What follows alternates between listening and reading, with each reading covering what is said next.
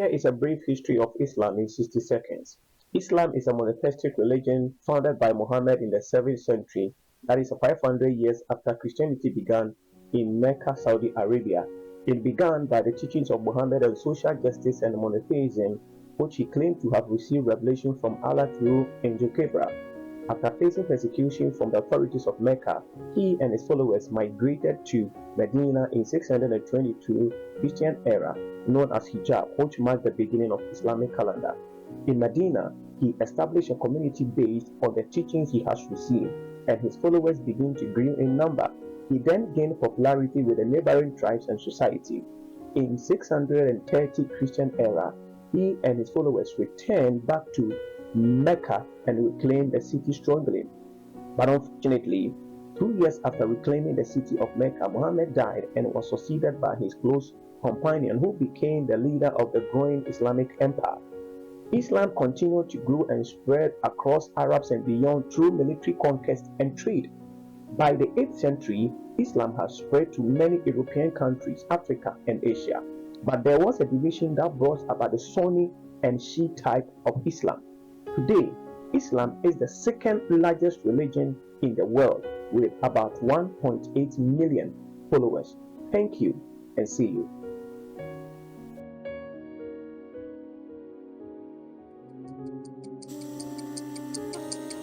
How Islam began in under 10 minutes.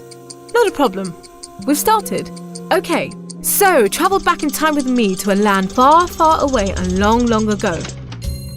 Mecca and Arabia, about the year 570. Mecca is important for 2 reasons. 1, the Kaaba is there, an ancient temple built to worship God. And 2, Muhammad, peace be upon him, was born in Mecca. Now, problem. I can't show you Muhammad because it wouldn't be right. I'll tell you why in a bit. But in the meantime, here's his name in Arabic. Nice. Back in the day, Mecca was a lawless place. The only way to be safe was to have backup. Lots of rich big brothers who'd beat up anyone who got in your way. So the place was ruled by the most powerful families who could do pretty much what they wanted. And religion didn't help. By this time, the Kaaba had been filled to overflowing with 360 idols that did nothing to help anyone. So it was a tough place to grow up if, like Muhammad, you were a poor orphan and believed in just one God you couldn't see, like the Jews and the Christians. He called him Allah, the God, in Arabic there. Muhammad's dad died before he was even born, and his mum died when he was just 6. So he was brought up by his grandfather, Abdul Muttalib, and then, when he died too, by his uncle, Abu Talib, who had the respect of the city's ruling families, so Muhammad was safe for the time being.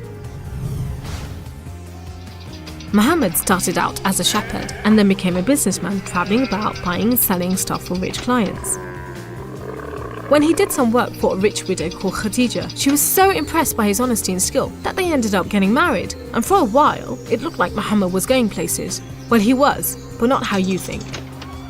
Every year in the month of Ramadan, different calendar, different names for the months, there was a big party around the Kaaba when people made sacrifices to the idols.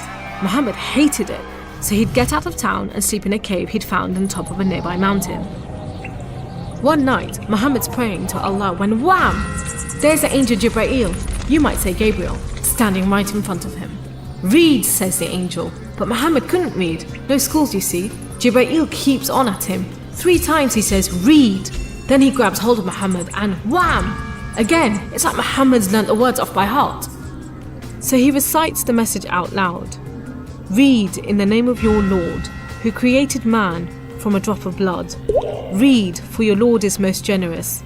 He who taught by the pen, taught man what he did not know. It was a message from Allah. God was speaking to him just like he'd spoken to the prophets in the Jewish and Christian holy books, which meant he was a prophet too. The messages continued for the rest of Muhammad's life. Allah gave him the words to say and the prophet recited them. The words were written down by his friends, and years later they were collected together and became the Muslim holy book, the Quran, which means recitation, because Muhammad recited it, you see? Anyway, that was much later, so back to the night of power. Muhammad tells his family, then his friends, and eventually everyone about Allah, that he's the one and only God, that he wants everyone to be treated fairly, and long story short, it didn't go down well with the ruling families of Mecca, who liked things just the way they were, thank you very much. You see, Islam means obedience to Allah. And Muslim means someone who obeys Allah, and the ruling families didn't want anyone obeying anyone else but them. So the people who believed in Muhammad's message, the Muslims, were given a hard time. Some were even tortured and killed. A few of them managed to escape to Abyssinia, Ethiopia. But most were stuck in Mecca. Muhammad also had to cope with the death of his wife, and then just a few weeks later, his uncle too. Feeling very down, he went to the Kaaba to pray to Allah one night. Then, the weirdest thing happened. Jibreel turns up, sits him on a winged horse called Al-Buraq and flies him all the way from Mecca to Jerusalem.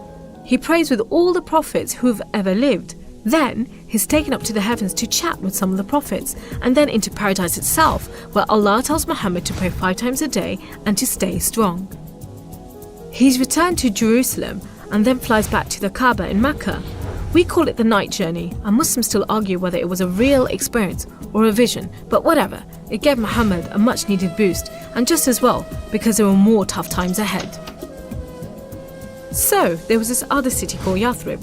The people there heard about Muhammad and his message and invited him and his followers to join them. A few at a time, the Muslims left Mecca and made a dangerous journey across the desert to Yathrib. It's known as a Hijra, which means migration, like birds do. Muhammad and a few of his friends stayed in Mecca until everyone had got away and then made plans for their own escape. But the ruling families wanted to kill Muhammad while they still could, so 7 sons, one from each family, was sent in the middle of the night to stab the Prophet while he slept. But he was way ahead of them, and when they burst into the house, Muhammad was gone. Trackers were sent out to hunt him down.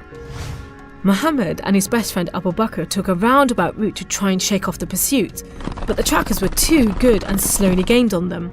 So Muhammad and Abu Bakr hid in a cave and prayed that no one found them. The trackers found the cave all right, but they didn't bother going in to search. There was no way Muhammad could be inside, they thought. There was a spider's web over the mouth of the cave and a nesting bird at the entrance. He must have given them the slip. So off they went, leaving Muhammad and Abu Bakr protected by a spider and a bird. Muhammad made it safely to Yathrib, which was renamed Medina al-Nabi, the city of the Prophet, but most people just call it Medina.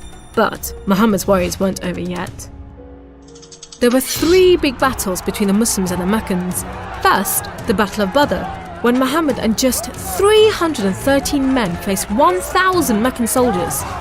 Miraculously, the Muslims won. Then there was the Battle of Uhud, which didn't go so well.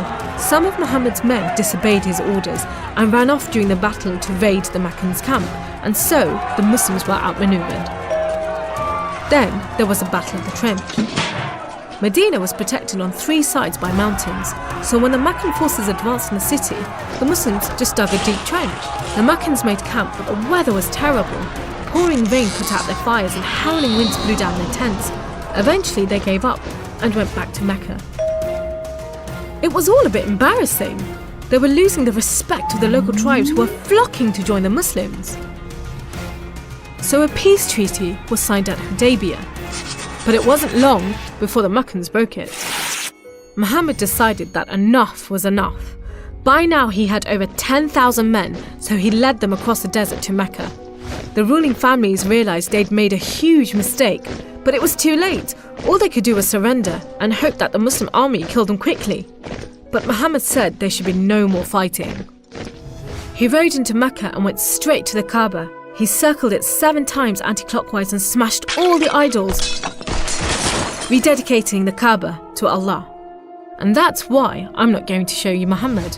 The Muslims wanted to make it totally clear that they only worship the one unseen God. So they didn't have any pictures of Muhammad in case anyone thought he was an idol, and they didn't have any pictures of Allah because he's like nothing on earth, so it would be impossible to draw him anyway. So there you go, how Islam began in under 10 minutes. How did I do?